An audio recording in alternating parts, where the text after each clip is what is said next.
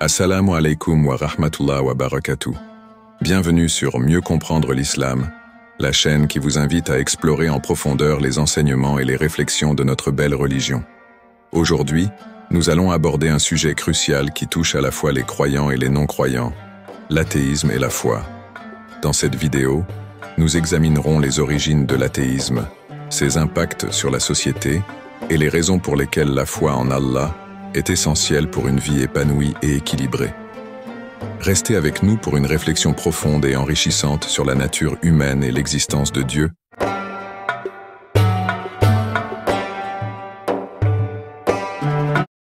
Que vous vous considériez comme non-croyant, croyant non pratiquant ou croyant pratiquant, vous pourriez être interpellé par l'athéisme. Tous, nous venons au monde égaux en religion, sur la même saine nature, appelée fitra en islam. Nos parents, notre entourage et les épreuves de la vie nous dirigent vers 3 chemins possibles avant notre mort. Soit nous restons sur cette saine nature et mourrons soumis à Allah, soit nous la quittons puis y revenons par la volonté d'Allah et mourrons soumis, soit nous la quittons définitivement et mourrons non-croyants. Dans le Coran, sourate Al-Kahf, il est dit « Dis, voulez-vous que nous vous apprenions lesquels sont les plus grands perdants en œuvre, ceux dont l'effort dans la vie présente s'est égaré alors qu'ils s'imaginent faire le bien, ceux-là qui ont nié les signes de leur Seigneur, ainsi que sa rencontre. Leurs actions sont donc vaines. » Posons-nous cette question. Sommes-nous certains de ne pas faire partie de ceux qui ont nié les signes et la rencontre d'Allah? L'histoire des civilisations anciennes, qu'elles soient en Afrique, en Asie, en Océanie, en Europe ou en Amérique, démontre que l'être humain a toujours cru en une force supérieure, reconnaissant ainsi une forme de seigneurie. Allah a envoyé des messagers à chaque peuple pour les guider vers la vérité.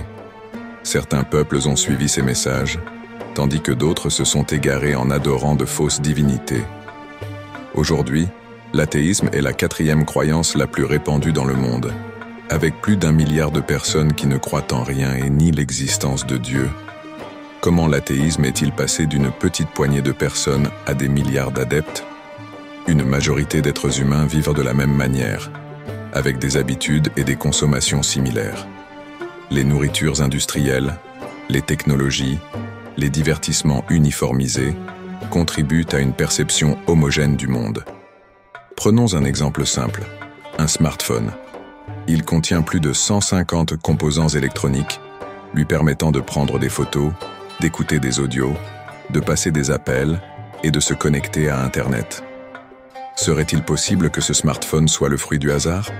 Non, il nécessite un ingénieur, un concepteur, un créateur. Maintenant, considérons le corps humain qui contient plus de 150 milliards de composants. Ces composants permettent de parler, de réfléchir, de mémoriser des images, d'avoir des sentiments et de se reproduire. Est-il possible que cet être soit le fruit du hasard? Non. À plus forte raison, il nécessite un ingénieur, un créateur, le Seigneur des univers, Allah. La religion en France a été reléguée au second plan et même combattue lors de la Révolution, remplacée par le culte de la raison. Ce culte, né à l'ère des Lumières, place l'être humain au-dessus de toute chose. René Raymond, historien et académicien, a déclaré en 2005 « Le philosophe a pris la tête d'une nouvelle religion, l'athéisme, dont il voudrait que l'État se fasse le propagateur, une position aux antipodes de la laïcité. » Cela montre que l'objectif n'est pas de tolérer, mais de détruire toutes les religions et croyances. Pourquoi? Parce que l'orgueil a envahi le cœur de l'être humain. Se voyant accomplir des exploits technologiques, il oublie son créateur et se considère comme être suprême. Il vit comme s'il n'allait jamais mourir et meurt comme s'il n'avait jamais vécu.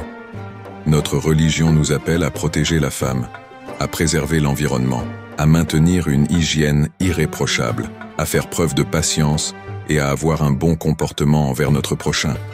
Elle nous appelle aussi à être irréprochables avec les animaux, en interdisant toute cruauté. Comment peut-on vouloir délaisser ce qu'il y a de meilleur? Je vous laisse méditer sur cette parole du prophète Mohammed, paix et bénédiction sur lui. Quiconque a un atome d'orgueil dans le cœur n'entrera pas au paradis. L'orgueil est de rejeter la vérité et de mépriser les autres. L'athéisme, bien que de plus en plus répandu, pose des questions profondes sur le sens de la vie et l'existence de valeurs morales objectives. Si tout n'est que le fruit du hasard, où trouvons-nous la base de notre moralité et de notre éthique?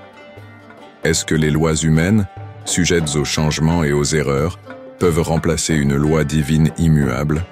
De plus, l'athéisme peut souvent mener à un vide existentiel, une quête sans fin de sens et de satisfaction dans les choses matérielles. En revanche, la foi en Dieu apporte une structure, une signification profonde à notre existence et une consolation face aux épreuves de la vie. Elle nous offre un cadre moral clair, une communauté de croyants et une espérance qui transcende cette vie.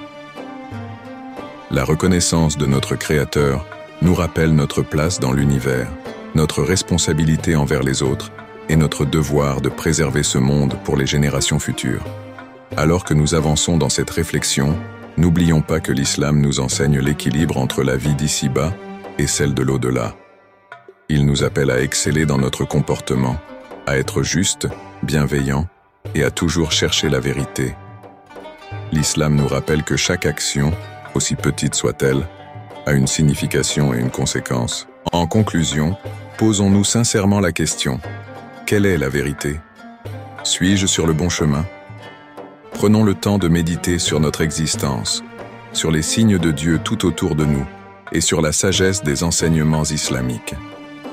Que cette réflexion nous guide vers une vie de paix, de justice et de reconnaissance envers notre Créateur. Merci d'avoir regardé cette vidéo. Si vous avez trouvé cette discussion enrichissante, n'oubliez pas de vous abonner à notre chaîne Mieux comprendre l'islam pour plus de contenu inspirant et éducatif. Activez la cloche pour recevoir les notifications de nos nouvelles vidéos. Barakallahu fikum.